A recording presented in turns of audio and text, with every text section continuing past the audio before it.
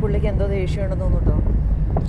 ഈ പുള്ളി കത്തിച്ച് വിടുവാ, പറപ്പിച്ച് വിടുവാപ്പാ. മുന്നിലിരിക്കുന്ന ഡിമ്പിളാണ്, മുന്നിലിരിക്കുന്ന ഡിമ്പിളാട്ടോ.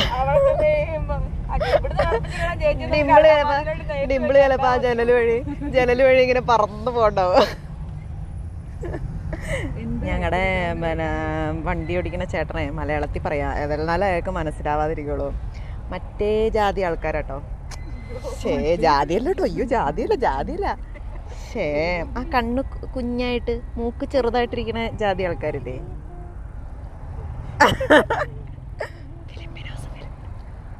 കേട്ടില്ല, അവരാണ്. കത്തിച്ച് വിടും പുള്ളി. പൊന്നടാ, ഡിമ്പിളവിടെ ജീവൻ പണയം വച്ചായിരിക്കണം അല്ലേ ഡിമ്പിളെ? അതെ ഡിമ്പിളിനെ പേടിയട്ടോ, ഡിമ്പിളേച്ചിക്ക് പേടിയട്ടോ.